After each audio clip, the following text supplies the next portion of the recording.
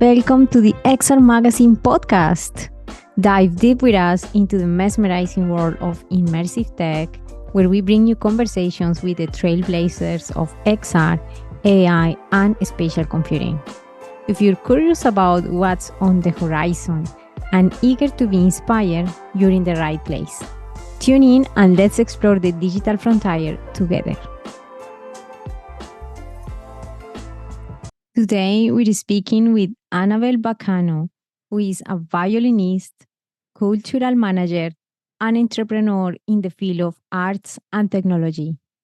She studied violin at Mozarteum University Salzburg and business at LMU Munich and King's College London, and has worked as a consultant for cultural strategies.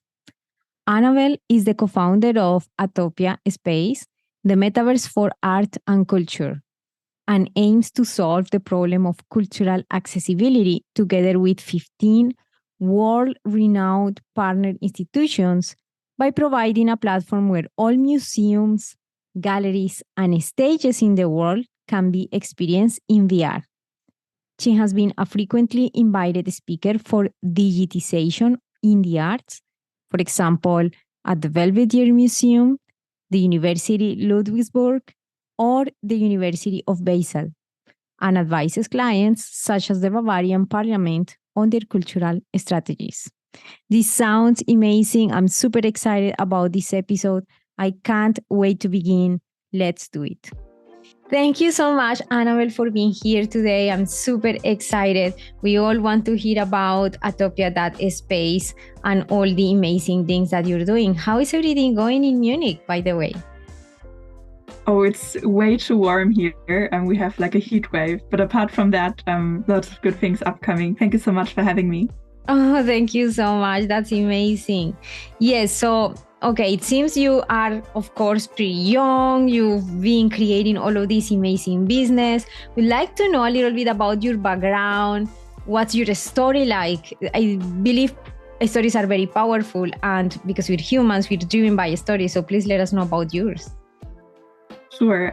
Well, originally I come from the classical music side. So I used to be a violinist since I was 5 years old. I even started studying by the age of 15 in Salzburg, and just loved classical music and all forms of arts and culture.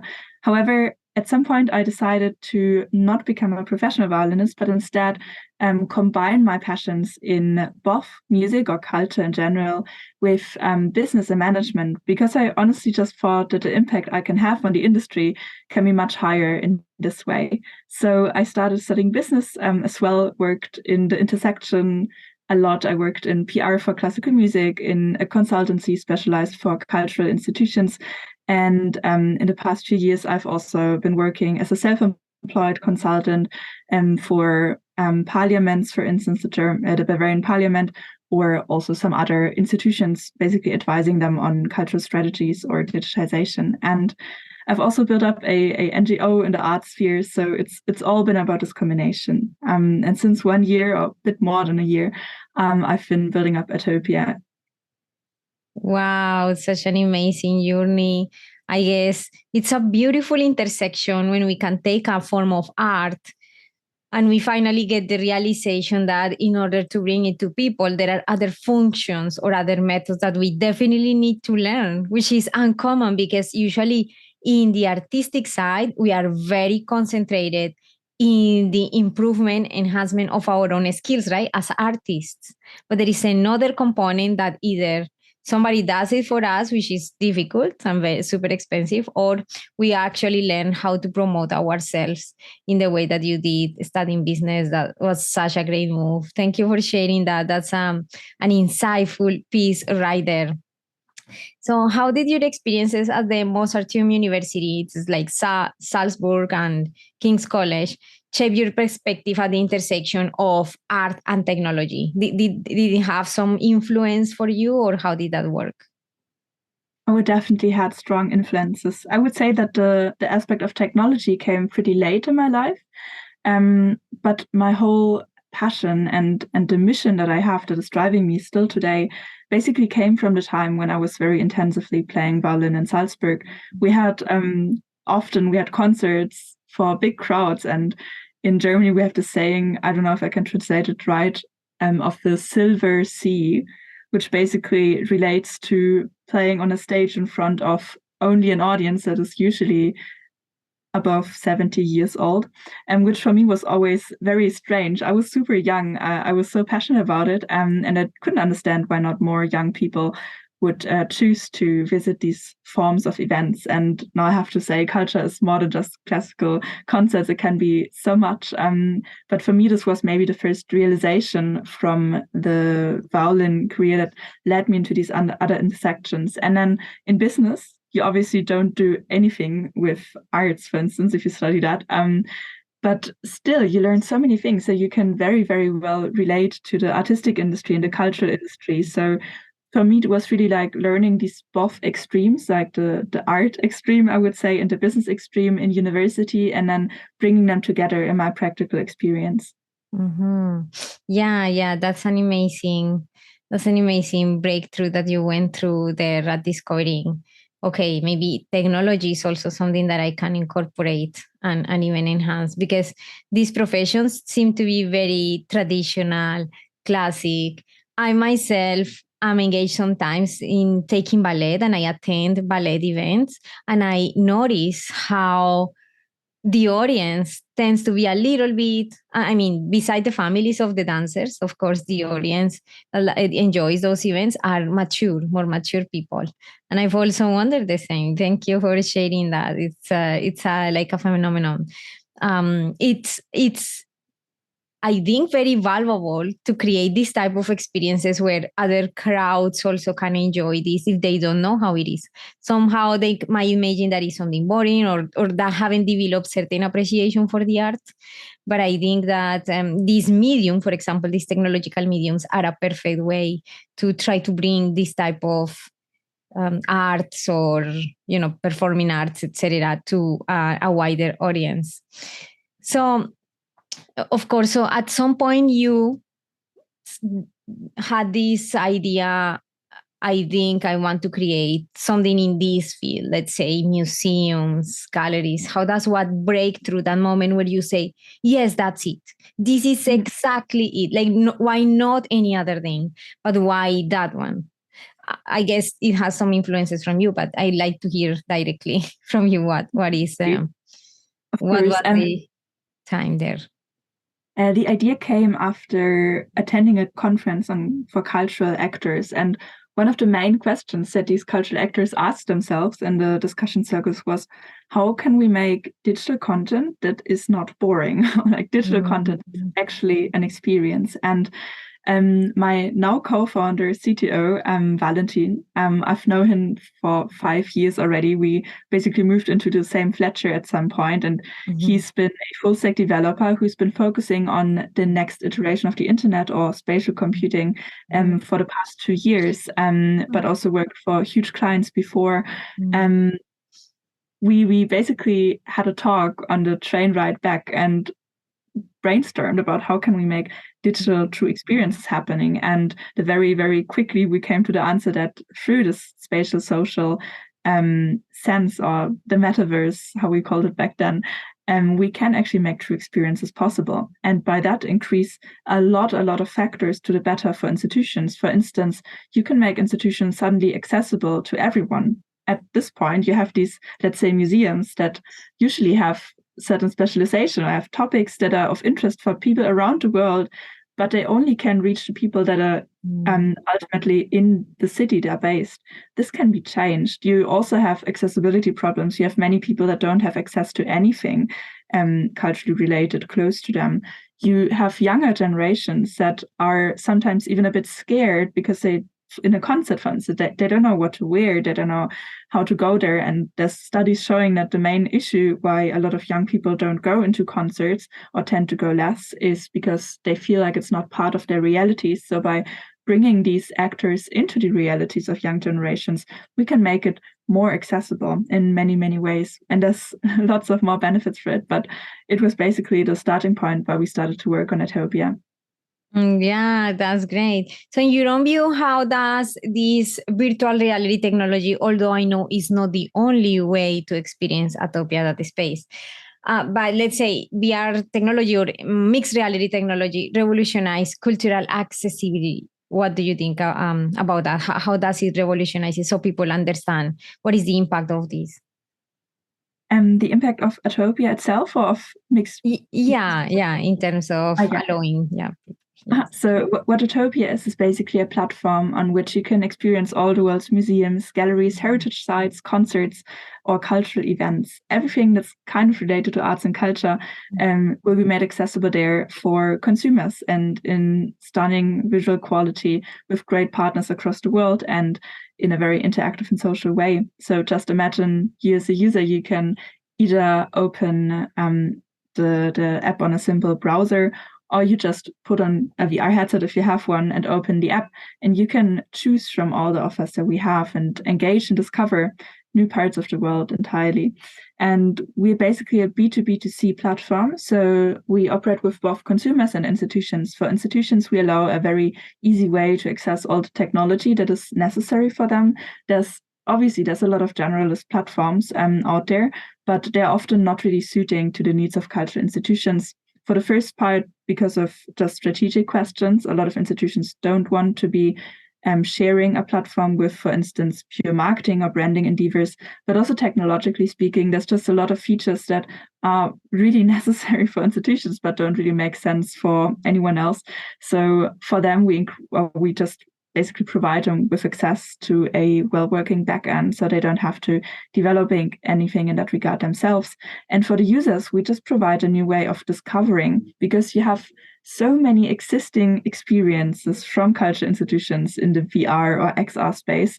Basically, this industry has been probably one of the first that started working with VR when it came out. However, they're often really segregated across so many platforms, and it's usually impossible to find a good summary of all of that. So we want to increase the discoverability and unite all of these platforms or all of these experiences on one platform. Thank you. That sounds very interesting there, how you decided, yeah, particularly for, I imagine, orchestras, opera, theater. That's already fascinating.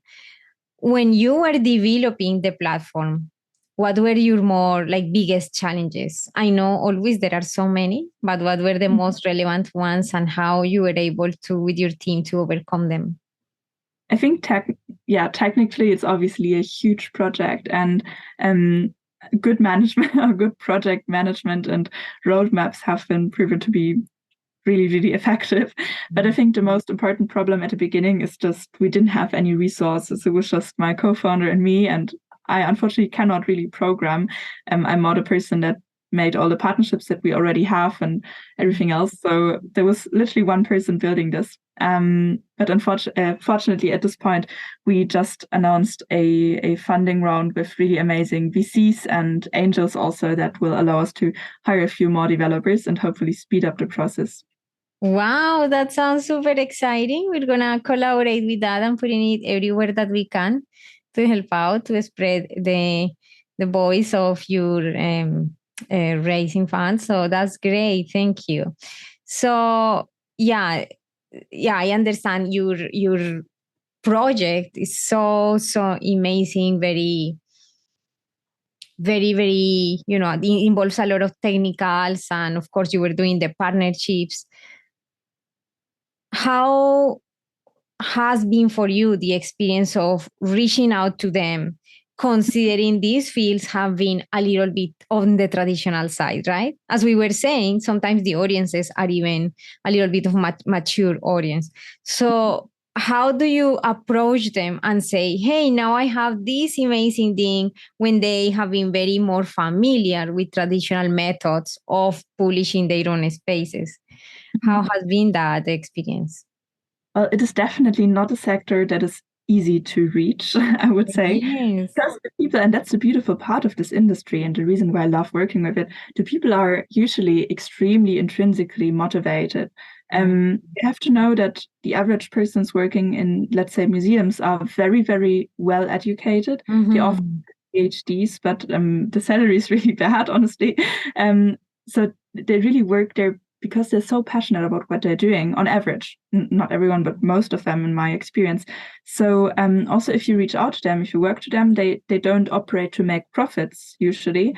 They operate to fulfill other kinds of goals. So I think for most, I've seen lots of startups that also try to work in the culture sector with different technologies.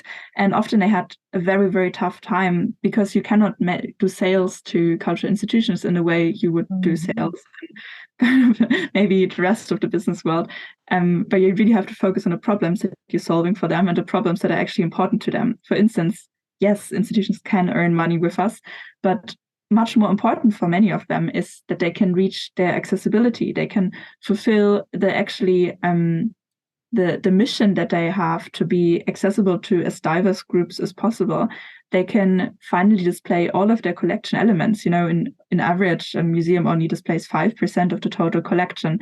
You can even talk about topics. My co-founder actually wrote a bachelor thesis back then about the potentials of the metaverse for decolonization and aspects like that. So I would say it's a different, like a very special industry to work in, and you definitely need to speak their language, which I fortunately do. And usually it's a very tough start in a conversation, but once people understand what the actual problems are that they can solve, they become super passionate, and they have amazing ideas. They usually come up with also a lot of the features that we now have in our roadmap are integrated because of these sales meetings, because they're really creative and become passionate about it. So by now we've been working with 15 pilot partners, so 15 cultural institutions that basically said they want to be there once we launch. We aim to launch at the end of the year-ish. Can't promise, but with the live version. And they have amazing reputations. Now we have in Germany, the biggest museums on board, basically. We have the Kunsthalle Mannheim, we have the Bavarian Radio Symphony Orchestra, which basically is one of the, I think, top 5 in the world, and many other amazing institutions. So it's been going quite well, but it's definitely something you have to think about a lot when approaching. Yeah, that's amazing. That's a great insight there. I think other people might have that very question because it sounds like a traditional field, or how is that approach? And also because they are very focused on the artistic part. Some of them maybe don't have very, very huge tech teams, particularly in XR. I mean, they might have tech because of the performances, but not necessarily XR. So how do they interact with the platform? How do actually the platform facilitates for them what they need to do in the platform to use it and to start promoting the museum or orchestra, opera, etc. How does that process work? That's a super, super good point. At the moment, we usually let them work with agencies. So we ourselves help them digitize and create experiences that they can then just upload very easily. But you're talking about a super important aspect because it's also the most important part in our roadmap. We aim to implement features that are specifically tailor-made to the needs of this industry, that will allow any institution, if they have a low budget, to create high-quality experiences in a very, very easy and affordable way, but in a way that also is unique, customized, and as interactive as it can be. So we're working on a web-based builder for that. Oh, that sounds exciting. So for everyone to keep an eye on, if you're interested in bringing a platform that you maybe know, like a physical space or something, that would be amazing to have that opportunity. Thank you. So Atopia is all about socially interactive and responsibly making of these experiences. So that means it's open, right? It's not necessarily limited to Europe. Is that my understanding correct? No, that's completely right. I think the biggest value that we can provide is if we work with as international partners as possible, because let's say for the European population, the most impact can be generated if we work with, let's say, Canadian museums, because they might never have been to Canada. The way is very long to come to Canada, and vice versa. bringing Canadians to European places or something completely far away. So I think we're natively global. And while we started in Germany because my personal network just happens to be here, and that's the easiest way to get into institutions, we are currently talking to a lot of also US partners or other institutions across the world to form more partnerships globally. So also if anyone's listening here from a cultural institution in Canada or anywhere across the world, we're super happy to collaborate on that. Yeah, thank you so much. That's so super, super important. After this podcast, we're going to have a little bit of a conversation to see how it could be there an intersection, because that sounds super great. I love culture, art, all of this. So it sounds amazing. So if any of you, as Annabell mentioned, is interested in this, please reach out. So as a speaker on the digitization of arts, because you've been witnessing yourself that transition or actually being at the intersection of both, what are some of these emerging trends or technology that spark your attention or excite you the most? Well, obviously XR, that's why I went here. But apart from that, also AI is a super interesting development in an artistic sense and in a way that we think about philosophically what is art and what makes an artwork and an artist an artist. Yeah. This is something I've been having long and never-ending discussions about in amazing circles. There's really a lot right now, especially in the art industry, shifting extremely fast. And I personally really think this is a super exciting time to be alive, but also a super exciting opportunity to be one of the earliest to build something, create something new.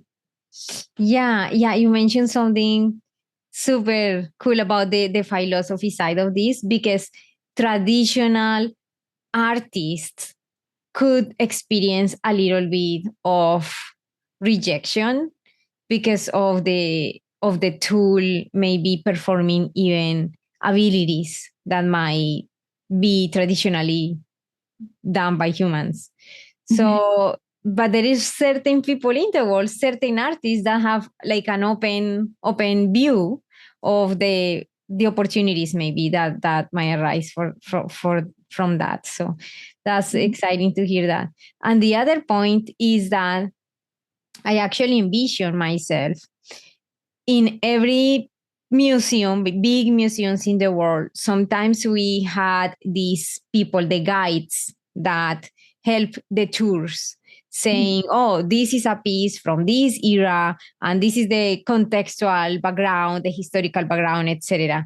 I even imagine myself these artificial intelligence driven guides that can support these experiences in the museums, in the galleries, even orchestra, theater.